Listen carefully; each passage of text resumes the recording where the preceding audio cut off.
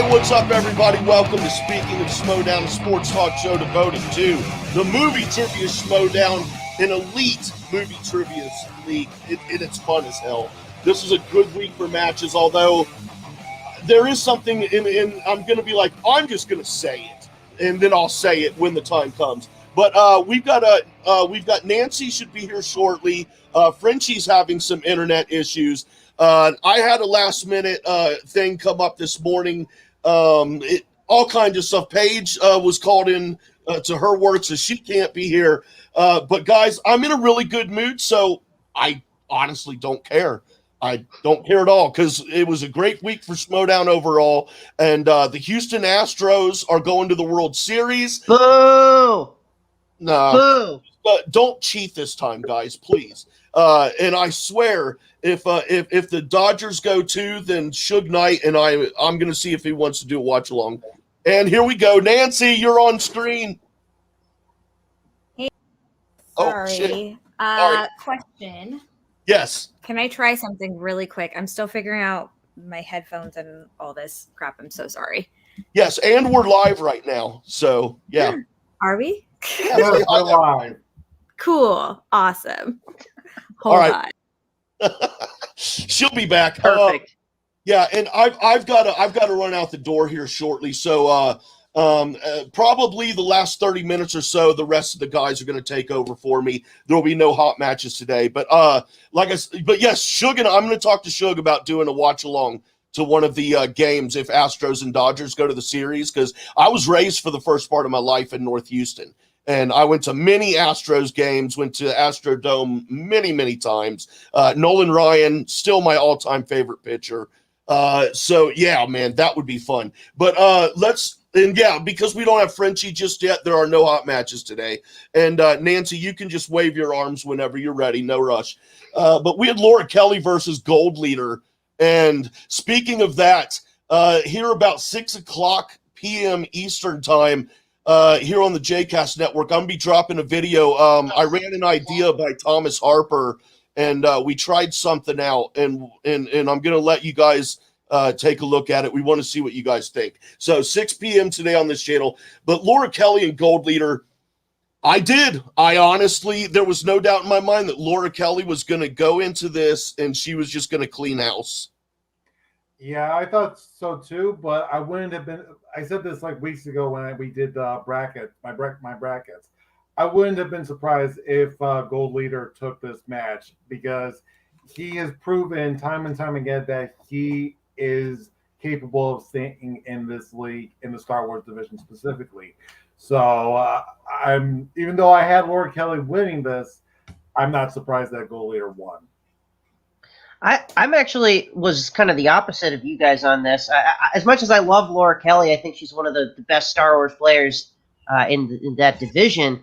I had Gold Leader here. I think that Gold Leader has shown that he's played nearly perfect throughout the season. I'm not sure what Dan, you can tell us what his accuracy is and everything, but I got Gold Leader winning this entire tournament, even possibly beating somebody like Alex Damon or Demolanta in the finals. I think he's the guy to beat here. And, not just gameplay-wise, but storyline-wise, I think it makes all the sense in the world for a Gold Leader Thomas Harper rematch for the title at Spectacular. So that's kind of what I was looking at here. It went as well as I expected it was going to go, where Gold Leader just edged out Laura Kelly there at the end. I really hope that we see Laura Kelly next season, because I'm still a massive fan of hers, and I think that she still has what it takes to win that title at some point. So. Yeah, Nancy, what do you think of this first Star Wars match this week? Well, the only one, but the first match. Yeah. I honestly was surprised that Laura Kelly didn't come out with a win. I was also really surprised that her round one wasn't that strong. To have that big of a gap going into a Star Wars match, going into round two is, it was a little bit surprising. Yeah.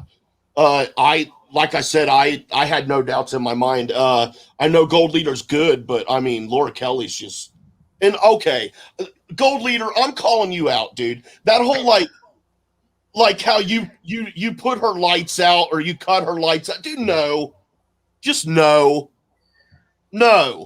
Dude, Yeah, I think more so she didn't have a great match than he had a fantastic match, but he did really good. And that last question, oh my gosh, between gray and green, I was yes. stressing. She was so close. Yeah, and let me ask something real quick. And I'm not gonna make an issue of this at all, but it was something I noticed. Uh-oh.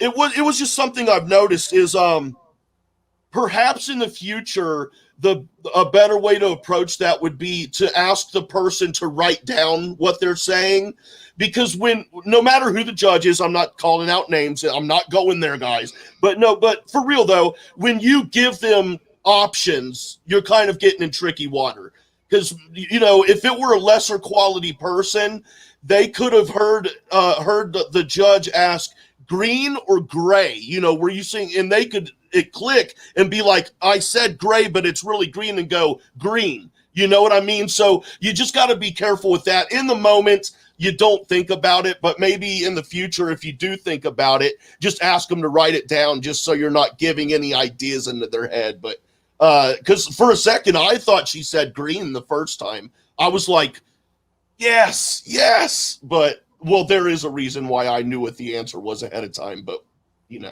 Plus, I think we've seen examples of like a final answer having to be spelled out before. Like, can you spell that out, kind of thing. So if it was like, what's your answer? Spell it out, and she said GREY. I mean, that would have been an easy solution there. But yeah, I gotta get the argument there of not trying to maybe give the opponent the correct answer, but more so try to clarify what exactly their answer is. Yeah, and again, no beef here. Right. Yeah. I mean, kudos to her. She didn't change her answer. She stuck, she was honest and stuck with what, she originally said. Yeah. That would be a good little, that's never a question that I would ask her on air, because you don't want competitors to tip their hat to other competitors. But I would like to know, like, because when he asked green or gray and she said gray again, she said it with confidence. So it sounded to me like she really was leaning toward gray. But yeah, it was a great match, gold leader. That comment though, dude, that's not cool. This second match also, I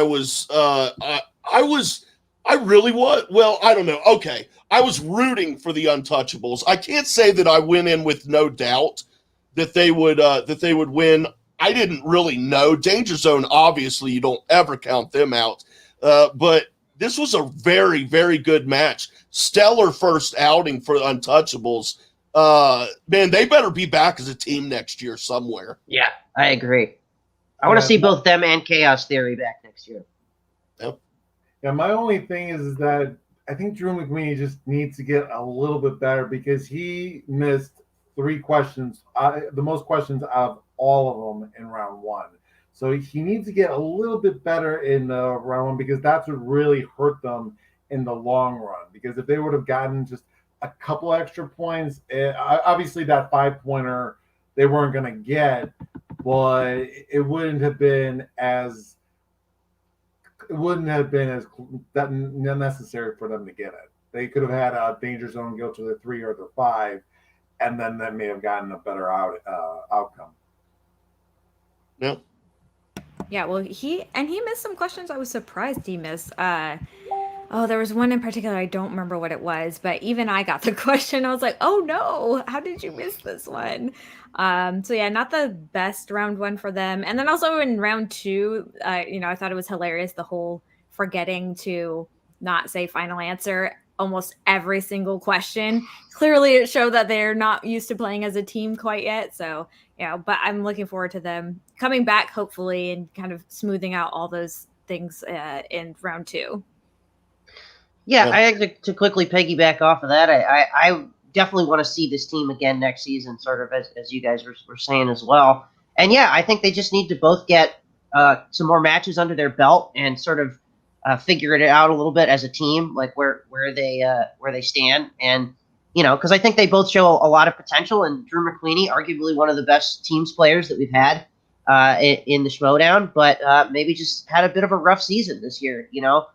Kind of ironing out the ring rust, so to say. And I think that if he kind of keeps with it and plays more next season, I could definitely see this team going places. Man, next season's going to be rough with the factions and the number of people per faction going down. Because I mean, here's an example for Sam. He's got the Untouchables, and you know, we're not just him, but you could have a really good team with a lot of potential, the Untouchables, and then you could have someone else who kicks ass in Star Wars and someone else who kicks ass in IG, but neither one of those necessarily kick ass in teams. So it's hard to find a mesh where, like, if you could find like that one dream player who can cover 3 specialties per faction, like someone who's good at IG, good at singles, and good at teams. And I mean, that kind of thing is the ideal thing that a manager would search for, I would think. Yeah, like a Chance Ellison. That's tough. I mean, there's not that many people who can do that, and there's a reason why, because you're adding so much to study and so much on their shoulders. I mean, we've seen Mike Kalinowski try and get 3 belts, and that went up in flames really quick. And I think it's just because he had so much to study and so much on his mind, and it spreads you thin really quickly. So having one person play in 3 divisions, it's a lot of work, and I just don't see that what you should be going for. You should be going for something that could actually cover all your bases in general in one specific division. Yeah, it's going to be tough for some of these factions next season with only 5 or 6 on the roster. You know, I mean, what are the usual suspects going to do? Okay, Amru Moses as their IG player, Nikki DeMolanta as their Star Wars player, but then you only have 3 more slots. And with people like Paige and Ethan Irwin, you got to think they're not going to get rid of Ethan Irwin or Liz Shannon Miller. So it's going to be, I think, really tough for both Christian and the managers to whittle down those factions next season. And it's going to be very competitive, I think, to earn those spots. And there's so much talent in the league right now that I think you're going to see a lot of heavy hitters end up in, you know, the FCL or the Digital League. Again, nothing's confirmed yet, but just going off of speculation, I would sort of envision that sort of going down that way. Dude, I can imagine they would just disappear. You know, I'm assuming they would go to the FCL because, you know, what other option would they have? Oh yeah, for sure. I mean, there's some of these people are, well, I don't want to say it like, but there's the talent that they have here. You can't let it go. You know, it's kind of like I know the comparison isn't really favorable. The FCL being like the minor leagues of baseball to, you know, that I don't know why it isn't favorable. I think I would like it to be more like the minor leagues and closely associated, where like the Dungeon has a Dungeon faction in the minor leagues, in the FCL, and they develop their own players in-house in the lower leagues. I think that would be awesome. But the point is that I strayed from for a second is that there's too much talent in the Schmoedown to just not use them and to let them just go. Well, because you got to think, if they don't go away, like as in they don't compete anymore and they just never competing, there is somebody else out there who will see the opportunity to start their own league, kind of like a WCW and WWF back in the day kind of thing. And that could lead to someone else being like, well, I'm going to pick up this talent and we'll start a trivia league over here. I mean, you never know, but you'd hate to lose that talent. It seems like it'd be a waste. Dan, you got something? Yeah, just correct me if I'm wrong, but I mean, there are going to be 5 players per faction, but there are also going to be players in the Schmoedown that are not in factions. Is that correct, or did I mishear that? There has to be, right? I think that's been hinted at with Christian, and that's part of the reason they're moving away from the faction system and faction points and things like that, is that it gives him more of a freedom to sort of bring whoever he wants in. So, like, okay, Scott Mance is not on a faction. You want to bring him in for a match, something like that. So I think that just from what I've gathered from Christian's like Q&As on Reddit and YouTube, whatever, that's kind of the idea, is though a lot of those players will end up in those situations. I mean, it's still going to be cut down a lot, though. There's still going to be a lot of people that aren't in the Schmoedown anymore. But I think you're exactly right in the sense of, you know, that could leave the door open to start a whole new league. I mean, look at AEW, and they snatched up all the good wrestlers right now, and they're doing amazing. So yeah, I think you're right. All that talent that was being underutilized by WWE, and now they're having these big runs in AEW. Yeah, exactly. Yeah. But yeah, so I guess we shall see what happens next year. Oh yeah, for sure. Let's wrap up this segment here with the David Del Rio versus James White match. This is awesome. What a match. There was going into the third round, my mind was like, this is over. James White has this, like, it's done. And then in like so many other times, because the question writing is so fucking awesome, that final question is asked. I don't know the answer. So I'm waiting for, okay, so did he get it right? Did he get it right? And then finally, boom. And I was, shit, dude, that was amazing. That was a journey through my mind process, my mind state at the time. Yeah, I was happy to see David Del Rio win this match because I had him pegged in my bracket to actually win this match. But yeah, going in the first round, him being under 2 points under James, it's like, okay, again, based on the statistics that I've done in the past, that's not the ultimate nail in the coffin. The nail in the coffin is in the second round, where the leading competitor, they need to grow their lead, or keep or maintain it. If they don't at least grow it a little bit, that's usually an opening for the underdog to really take the advantage of it. So I'm happy to see this is like a prime example of statistics actually proving proving the point. Where David actually did win because he just missed that because James missed that 3 questions, so that 3-point question. So I was happy to see that he actually pulled it off for once. I love how they structure the third round question, like how the order they ask the question and stuff. For a very long time, it was confusing to me. But then when I figured it out, and I was like, oh, like you're forcing the other person to get theirs right, essentially. And once I realized that, my world opened up a little bit more, dude. Yeah, when I started actually recording all the different matches, I kind of saw the patterns. Like, okay, they asked their 2-pointer, and once they get the lead, then they can go back, and then when they tie it up, okay, I kind of figured all the different patterns, and it was a bitch to try to configure that when I was doing all the different possibilities of every single score. It was a bitch to try to figure that out. Yeah, I'll just add on to what you guys are saying. I thought this match was awesome and like one of the better matches. I mean, that the IG title match, which we'll talk about, I put that as like a match of the year contender.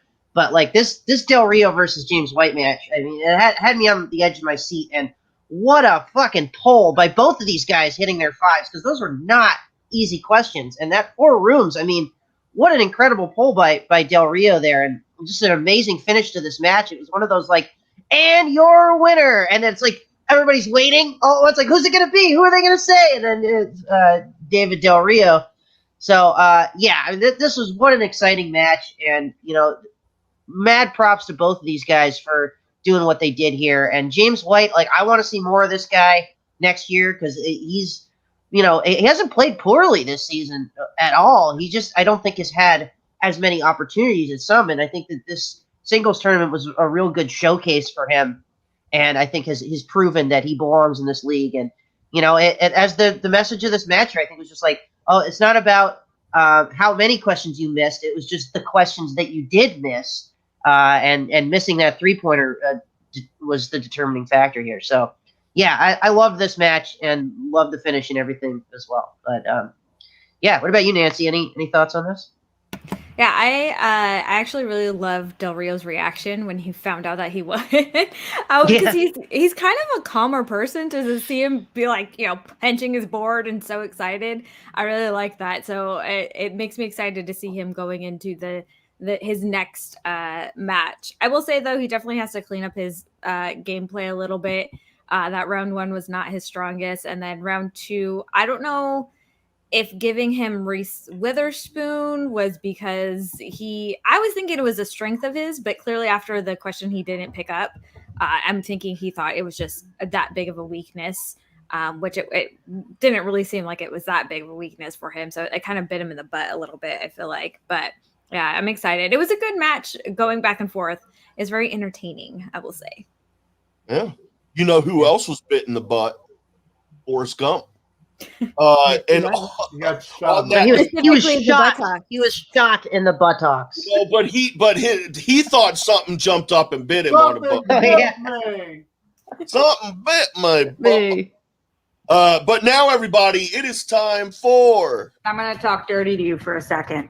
Math. true story here. I was not that way, but I was laying in bed before I was going to sleep last night, and I kept replaying those clips, both of those, that Roxy, I'm going to talk dirty to you for a second, math. And it was just, and I kept like, and it was like I was practicing, like, because I'm laying there and in my head, I'm going, and now everybody, it is time for, and then I would do like Roxy's voice in my head. And then I'd be like, double D's, sexy numbers. But yeah, Double D and Dagan, Dan, what do you got for us today, buddy? Okay, so Dagan, true story. Last week I wasn't here because I was meeting Gucci. He called me up. He was at the Signature Lounge in Chicago, which is a very fancy restaurant on the 96th floor of the John Hancock building, and we were drinking, and finally, late at night, he goes away with two smoking hot girls, but he leaves a tablet. And I'm like, before I could give it to him, he's gone out the door, out of the window. And I'm like, I don't have his number because it's all blocked and stuff. And I'm like, well, let's see if I can find it. Of course, it's password protected. And the thing is that there's a clue on the tablet that says the year that the greatest film franchise started.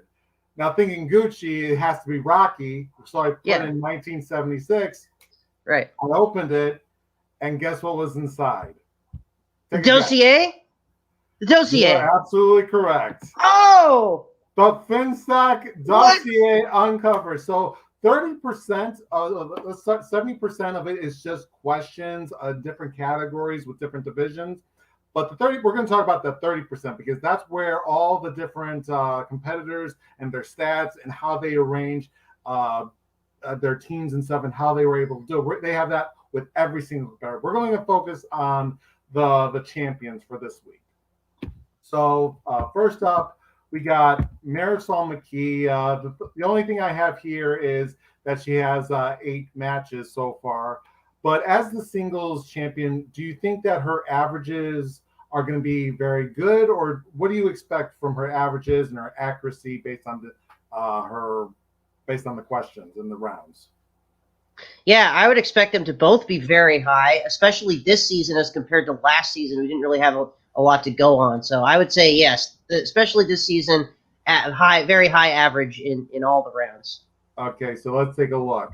So for round 1, her average is about a little over 7 points, close to 8 points. So nearly perfect. She just doesn't get that bonus point for a couple of rounds.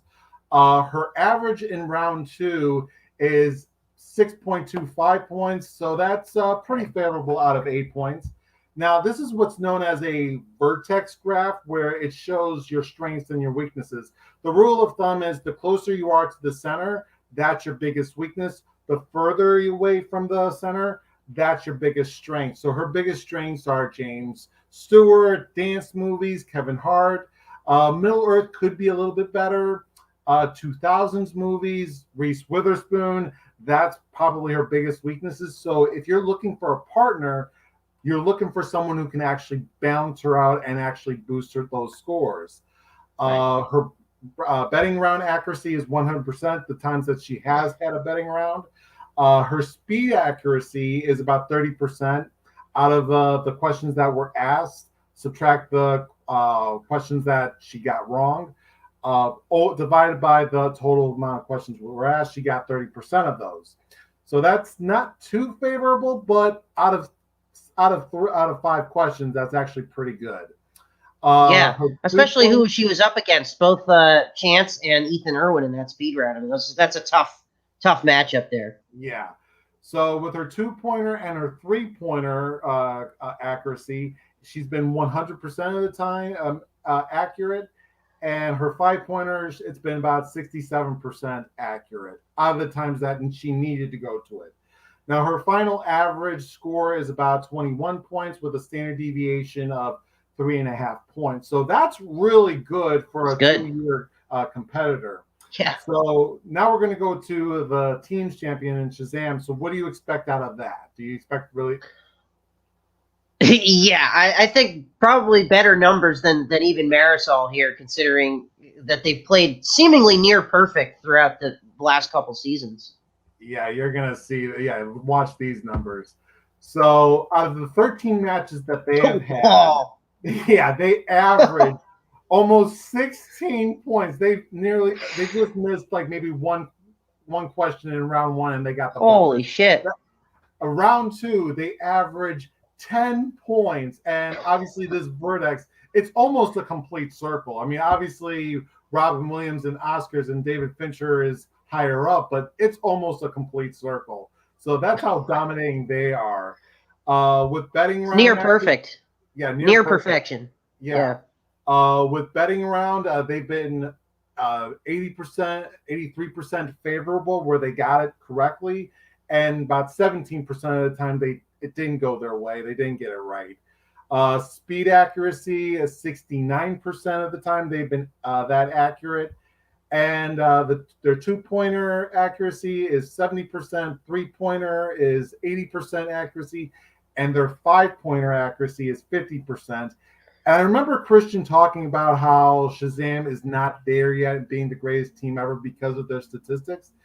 Keep in mind, this 50% is only like 3 times. So they only needed to go they only missed 3 times where they needed to go their 5-pointer. So you have to know where these numbers are coming from. Yeah, and that was my first indication. Was like, if you see any weakness on that chart, it would be in that 5-point accuracy range. But I guess there's only 3 times. Yeah. Yeah. But their average score is 34%, 34 points with a standard deviation of 7.5 points. So that's boom. That's like mind blowing still. Yeah. Next, we're going to go to Thomas Harper. Now, again, he's only been in 5 matches, so obviously these are going to be kind of low. But what do you expect from Thomas Harper? Yeah, I mean, there have been a couple matches where it didn't seem like he missed a question. So I would say pretty high, but then again, there have been a couple matches where he hasn't done as well. And as you said, it's a smaller sample size. So I would say the numbers probably aren't. They don't look as good on paper, but that maybe doesn't reflect him overall as a player, as the Star Wars champ. All right, well, I'm going to say that on paper it does look good. So the 5 matches he's been, he averages almost 10 points. Round 2, he averages almost 10 points. I mean, yeah, everything has been near perfection. The only thing that's like down is Empire. That's the only thing that's low. It's down by 9 points. Because you had to check down to multiple choice once or something? Yeah, something like that. Something like that. Betting around 100% accuracy. Speed around 90% accuracy. He only missed he missed 1 question, and he didn't answer 1 question. That's why it's 90%. That's the only reason. 2-pointer, 3-pointer, 5-pointer, 100% across the board. Average score is about 34 points with a standard deviation of not 8 points. So yeah, this guy is nuts. It's nuts. But again, it's a small sample size. It's his first year. So yeah, it's going to be interesting to see what happens if he goes up against Gold Leader or Nikki or Alex. So he has yet to miss a question in that final round. Yes. Out of the times that he had to go to that final, he's yet to miss it. That's crazy. So finally, we get to the reigning IG champion, Mike Kalinowski. What do you expect from him?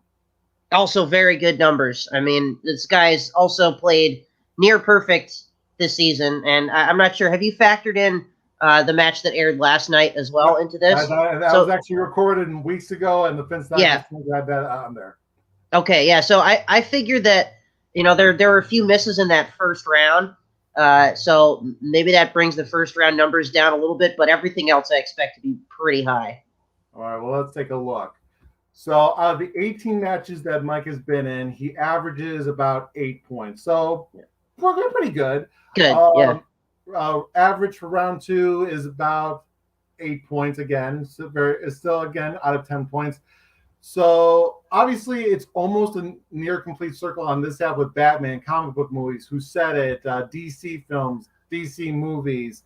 But it's when we get to like Middle Earth or scores and soundtracks, or Harry Potter is good also, but scores and soundtrack and Middle Earth is basically his one big weakness.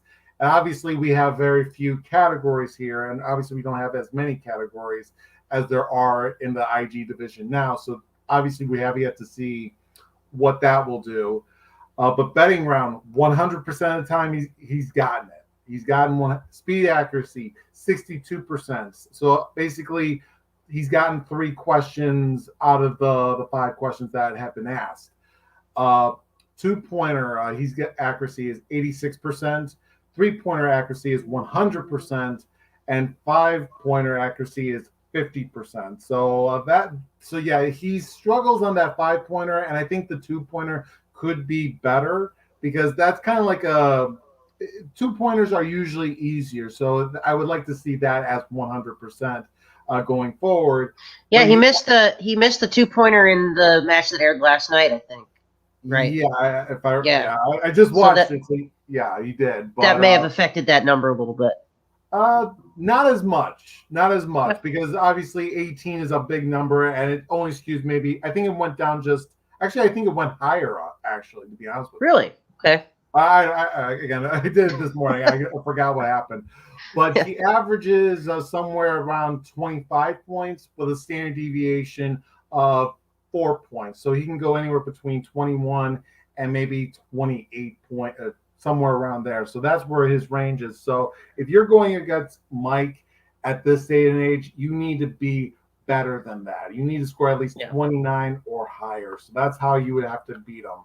Or if you want to pair him up with, you have to probably give him scores and soundtracks or Middle Earth, because you can see like those are his weak points. And I would add that given that it's IG, which you could argue is the deepest and toughest division, those are pretty damn good numbers for an IG player. Yeah, absolutely. But we have Roxy Stryer on the phone. Roxy, what do you think of my numbers this week? You had the sexiest numbers by far. Yes. I agree. Agreed. Certainly do. Thank you very much, Double D, for those sexy numbers. All right, there we go. And one more thing, because there we go. Okay, now I feel good. I got my seat back up here in the top corner. Okay, guys. Remember, 6:00 tonight, Eastern time on the Jcast Network. I approached Thomas Harper, and he did a test pilot for a new series that I want to do here on the show. It's so we're gonna drop it and let you guys see what happens and see how that went. 6:00 tonight Eastern time. Thomas Harper test pilot on this channel. Okay, guys, pay-per-view. Now, I said it earlier where we would get to the point where I'd be like, I'm just gonna say it, and this is it. Okay. I'm just going to say it. For me personally, that first match, Radis versus Alvarez, was extremely hard to watch. And I'm not going to get into details. I'm just going to say I kept forgetting that it was live and I couldn't fast forward to the next match. That's all I'm going to say. No shade toward anybody. It was a hard match for me to watch. Okay, but I want to know. Wait, can you hear me? Yes. Okay, just want to make sure because I switched my setup a little bit. But I need to know based off of personalities or based off of gameplay? Gameplay. Okay, that's fair. Gameplay. The personalities don't bother me at all. I love the way they're going at each other. Radis kills me. I woke up this morning and I don't know. I shouldn't say how and just assume everyone does. But when I wake up in the morning, there's normally like one big thing that's like the first thing that I think when I open my eyes and I'm coherent. This morning it was, Daddy-o is the first thing I said in my head, and I was like, "Oh my gosh!" I'm sure he's Yeah, gonna love Jay, that. did you wake up in rage? No. He's like, no, I did not. Sorry, that's my dad joke of the day. Yeah, But yeah. I can definitely see why, because it was a pretty low scoring match, especially that round one was pretty low. I have it right here. It was 4 to 5, so it wasn't a great round one. And I also don't know why Frankie stuck with Disney. That's such a like broad category that has been pulled up so many times. It does have deep cut questions, which you can see because he only got 4 points out of that second round. So I can see where you're going with this in terms of wasn't the greatest match. Yeah, I mean, to be honest with you, I mean, I think Frank has done really well up until this point, but you can tell like he kind of struggles a little bit with some of his matches, even with like Paige Betty, or was it Peggy Cummins who was his next match, or one of his matches? I think it was Peggy. Yeah, so Peggy, well, it just seemed like he was struggling just to win those matches. And I feel like Rick is actually the better of the two competitors. And obviously, they both missed their first 2 questions in round 1. So it's like, okay, this is going to be a toss-up. And I just feel like Rick would have been the better player to win that. And obviously, he did. And I just feel like Frank isn't up at that upper tier competitor where he can actually go perfect. So, it was Jessica Sleuth. Okay, Jessica Slotch. No, Slotch. He corrected himself. Did correct it? Still not correct. Sleuth. He tried. Bless his heart. There you go. It's yeah. So yeah, I mean, I just out of. That's it. I'll give it to you. We got it. All right. Everybody get up for ASG. 3rd time's the charm. Good job, Andrew. Love you, buddy. Thanks. So yeah, I just haven't been as impressed with them as other competitors like Paige Betty. I think, her first match wasn't as strong, but she came out guns blazing and she just kept winning. And against Ben Bateman, she kept winning. So with Frankie, I just feel like he struggles to get that win, even though he did get wins the 2 times that he did win. Yeah, look, I will say this. Sometimes matches don't necessarily have to have the highest score to still have entertainment value. And this match, for me, still had very high entertainment value considering the characters that were in there. I loved Radis being the heel here and going after Frankie's family and everything. I thought that was great. So if there's a match that's maybe not the best in terms of gameplay but still has strong character performances, it's still a win in my book.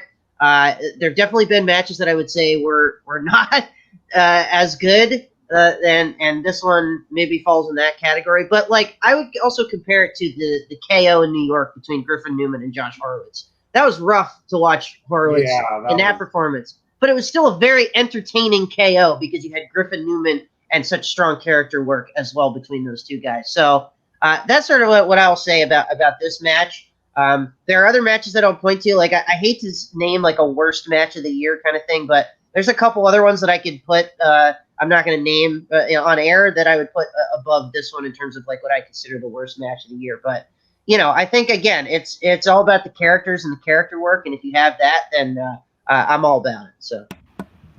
And just to respond to Leo in the chat, I don't think he guessed French Kiss for the Kate and Leopold question. He guessed some random other movie. I forgot. It's something with an R. But he definitely was. I think he answered too quickly on that one. I think if he had taken a second, he would have gotten that because even I knew that one.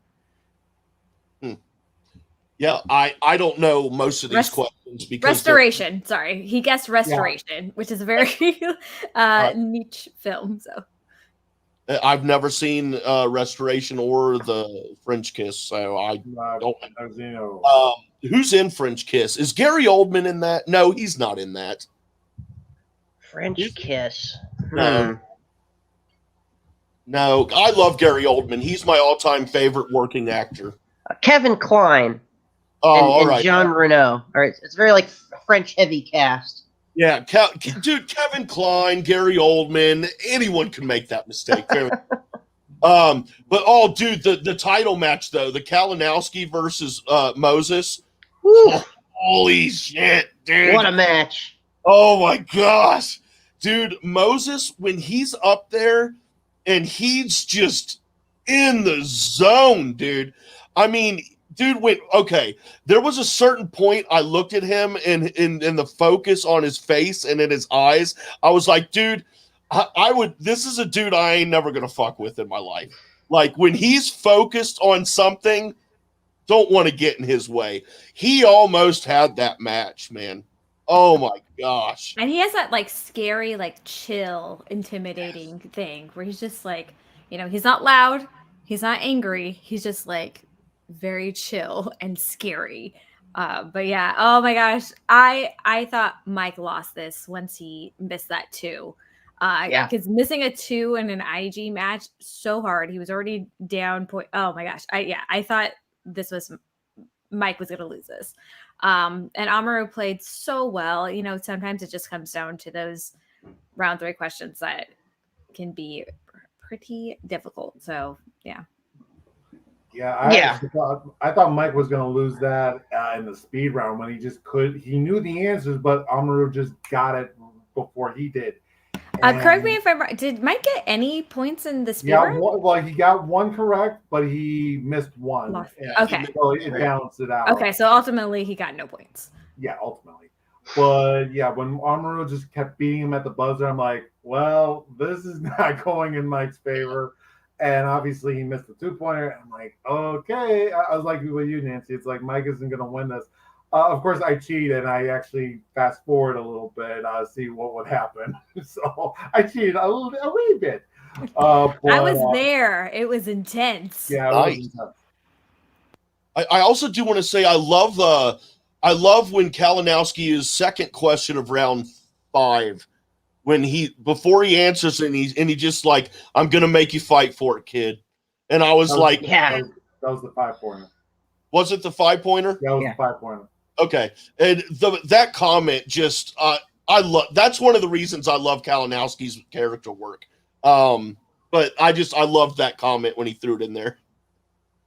Yeah, this was an epic match. As I kind of was stating before, I think this was a match of the year contender. I don't know if I would say it was the match of the year, but definitely deserves a nomination. And yeah, we had talked to Amaru on LGR last night and sort of getting his thoughts on it and everything. And I think he thinks, and I would certainly back this up, that he's established himself now as in that top echelon of IG players. And somebody that I really think will compete for that belt next year and maybe even win it.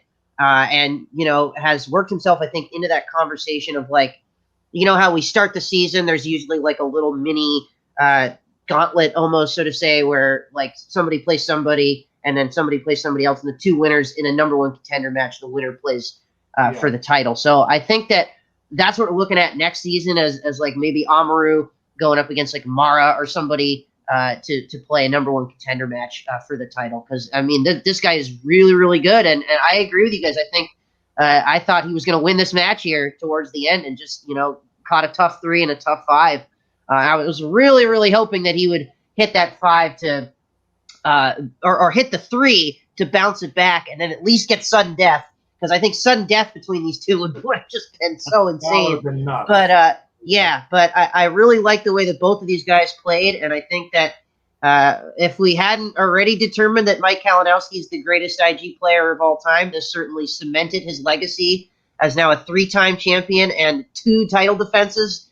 Nobody else has done that, so I mean, he's the IG GOAT, and maybe, and we had this debate on LGR last night as well, maybe the greatest Schmoedown player overall. Because you look at Dan Murrell, greatest singles player, but he hasn't played IG. I'm just pointing it out there. I know this is a crazy thing. We have the dossier now. We can actually see if that's true. I'm just pointing it out there that we all kind of came to the conclusion after much debate that Mike Kalinowski maybe, I'm not saying he is, I'm saying he might be the greatest Schmoedown player of all time. You thunderstruck me. For real, man. I mean, I don't know that I agree with that. I'm not going to say I disagree with it. I would definitely have to think about it before I form an opinion. But that is not that's not something that I would come up with myself. I think that was Hambone. I'll have to look that through was the Justin many Hamilton. pages of the dossier to actually compile the numbers. I have to look at it, all of that. So that's my task for next week. Hell yeah. It's a good Double D segment for next week. Well, comparing Kalinowski to Merle. Yep. Nancy, what? I'm trying to think of how to word my question, but concerning the live tapings, like at the cantina you've been to, I mean, at least 2 or 3 this season so far. I don't know. Can you just kind of give all of us an idea of what that's like? Like when you get there, I don't know. I've never been to one. If you could just kind of give me an idea of what it's like. You get there, you walk in, and what happens?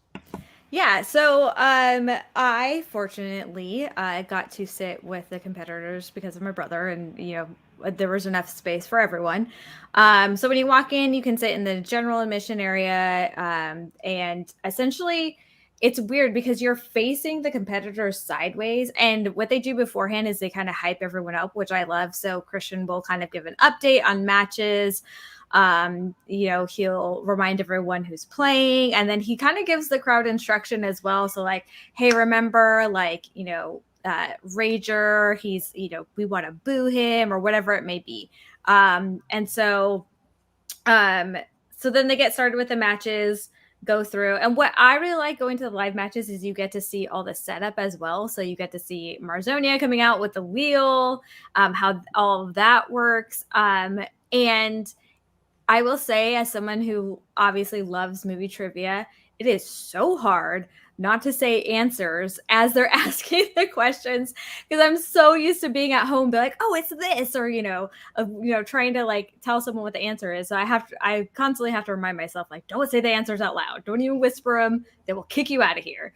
But it's so much fun, and you get to drink at the bar, have some food while everyone's competing. So yeah, I don't know. It's a lot of fun. I would highly recommend going if anyone gets a chance to go to any live match that occurs.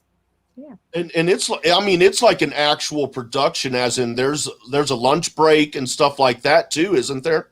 Yeah. Oh, absolutely. And you'll see when people are doing their entrances, like they'll have the camera, going along with them, and then they have the oh gosh, I can't remember what her name is. She's gonna kill me. I've met her like 5 times, but she essentially like helps run the show, and so she'll be behind the camera person, and she's like cueing everyone where to go, and then like they take a lunch break and all of that, and yeah, I would say it's a cool experience to see kind of behind the curtain in terms of how it's all put together. Because there's so many people that are involved in getting this show to work. And it's you kind of forget that when you're just watching at home, that, yeah, there's like a bunch of people needed to get this to run smoothly, which is also why when things go wrong, especially like in the FCL, when they're doing stuff live, in the Schmoedown matches, stuff that, is happening, give them a little bit of a break when you see like big edit cuts or, something goes wrong technically, because there's so many moving pieces that you don't see from when you're at home watching. It takes a lot of work to put it together. So yeah, it's a pretty cool experience.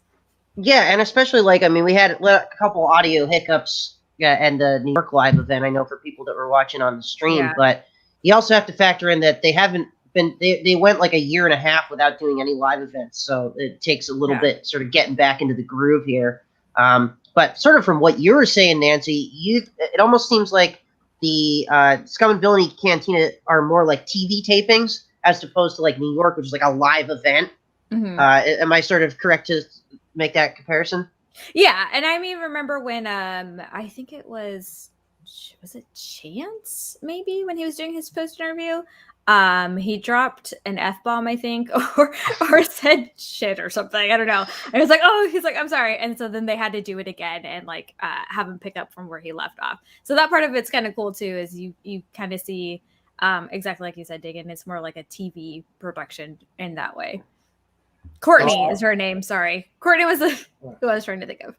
So I got a funny story. Now, there were two, during the Star Wars Celebration, there were two events in Chicago. There was the live event, and then there was the Star Wars Fatal Five-Way. Number one, you do see like Thad. There I saw Thad Williams. I saw Cody Hall. So I was seeing all the people running around, and I could see like they were frantic and running. So I was like that, where, like you said, like they were running, making sure everything was running smoothly. But there was one time, and they cut this out, and I can't believe they cut it out. I understand why, but the computer froze, and Ken was like, in the category of attack of, it's frozen. I don't know what to do.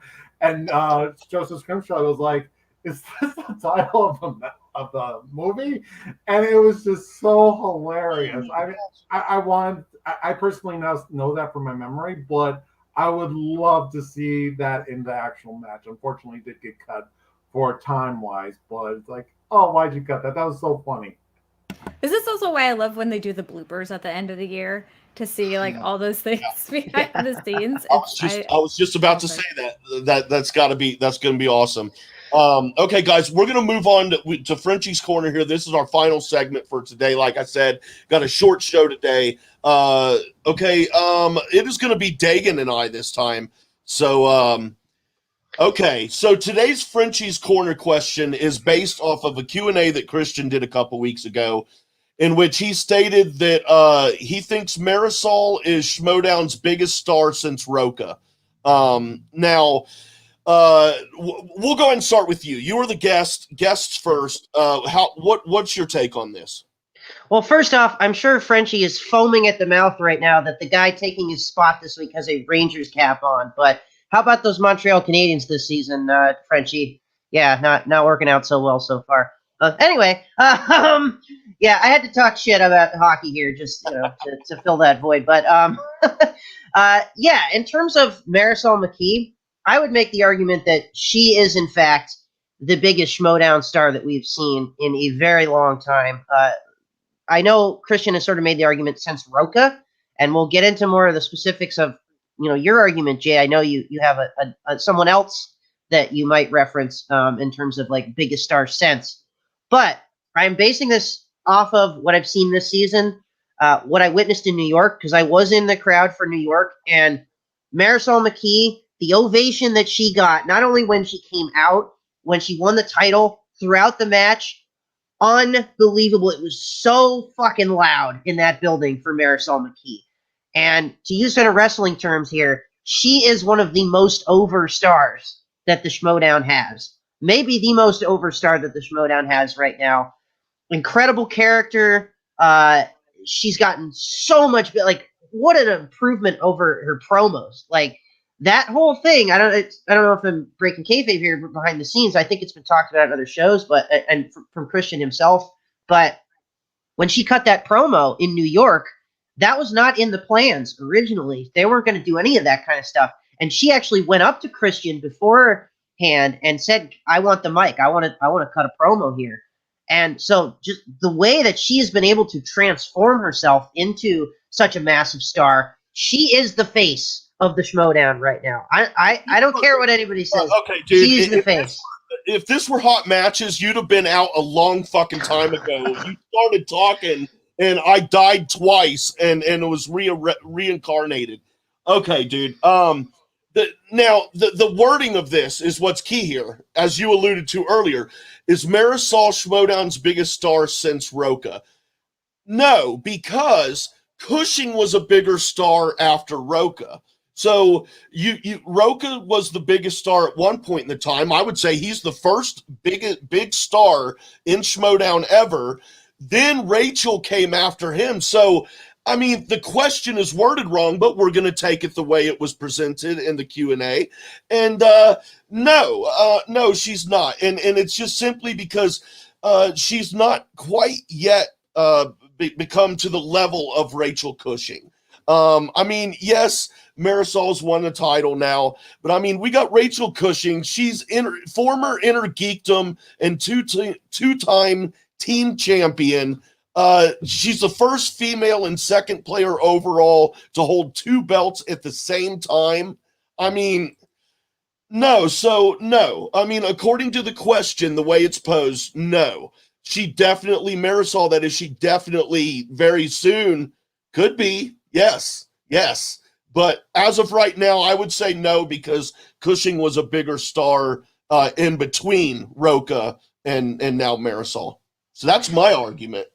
I think you make a solid argument there. I think if the question was worded, is she the biggest star since Rachel Cushing, there might be a bit of a different argument here. But I'm actually going to push back on that a little bit. I think she's matched Rachel Cushing. I think she's matched Rachel Cushing in terms of star power. Just based off, I'm solely based off like the big reaction that she got in New York. I mean, it was just like deafening when she came out. I'm just saying, I think Rachel, I mean, I wasn't there for Rachel Cushing match, so I don't know what that was like. I certainly watched the streams when she came out, and it was just like, like deafening as well. So I think in that regard, yeah, Marisol McKee has now matched what Rachel Cushing brought to the table, and is just further establishing that you know. And I will say, I mean, Rachel Cushing walked so Marisol McKee could run.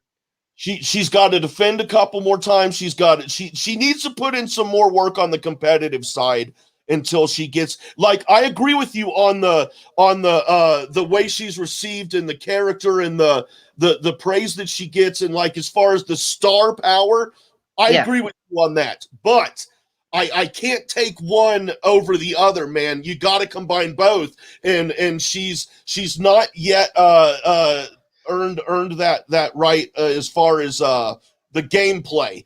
Cushing is surpassed her on that. Well, not surpassed her, but she has not yet reached that level. She definitely can, and I think she will.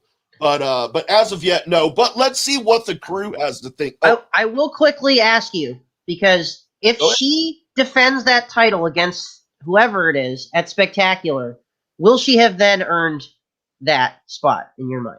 Not quite. Because really? As I said, we're looking at Cushing here. She was the second player to hold. She held 2 belts at the same time. That's a big feat. She, champion Innergeekdom and 2-time teams. I mean, but like I said, but she's on her way. Her and Deception, her and Adam Collins, dude, they are on their way to getting. Right. But as of now, and that's what I was gonna say. Like if say Deception wins the team titles and she defends it Spectacular. I mean, now she's defended a title multiple times. She's got the team's title. That's a near match there in terms of gameplay as well. Close.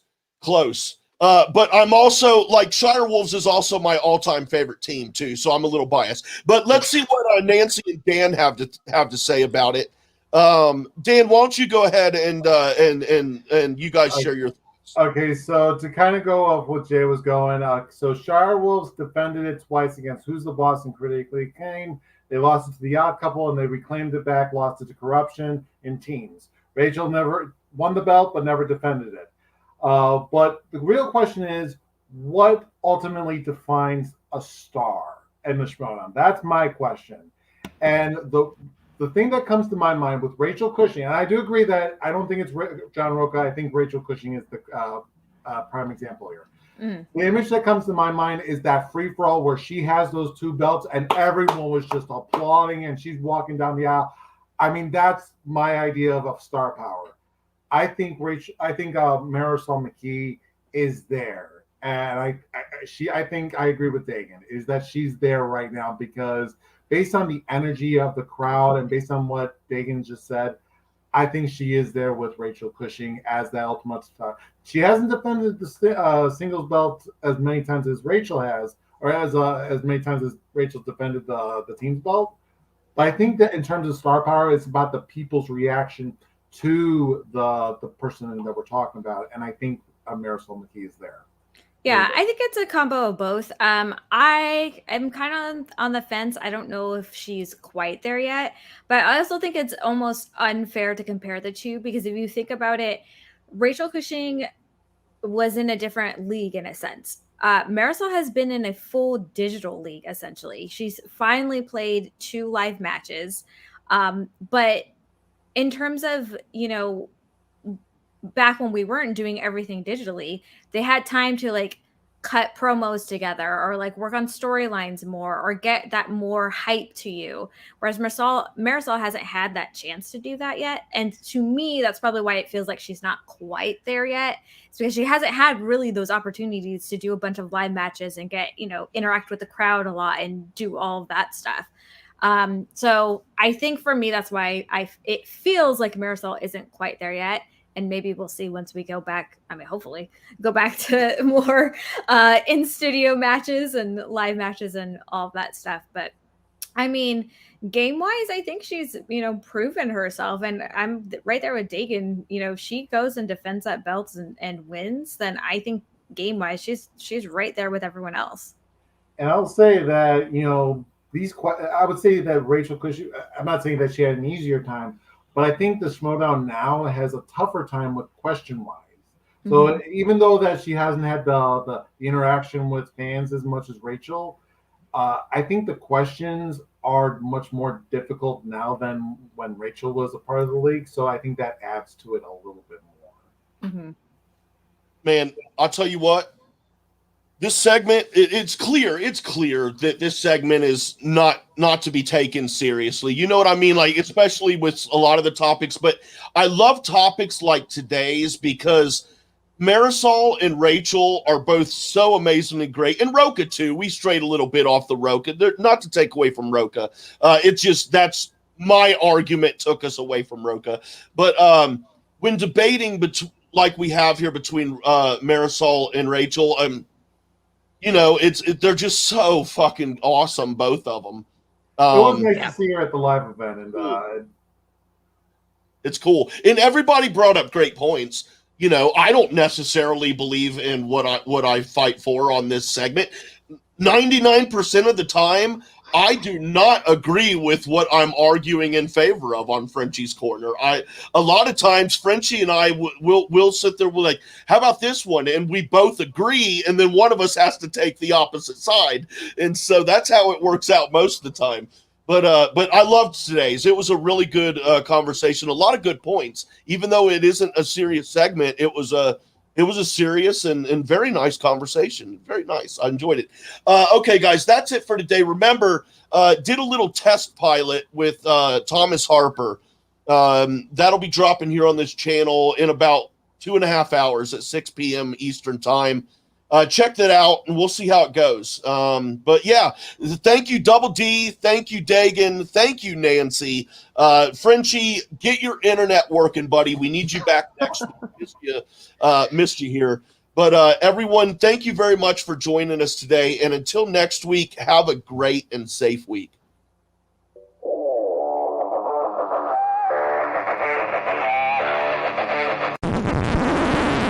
You want to hear something funny?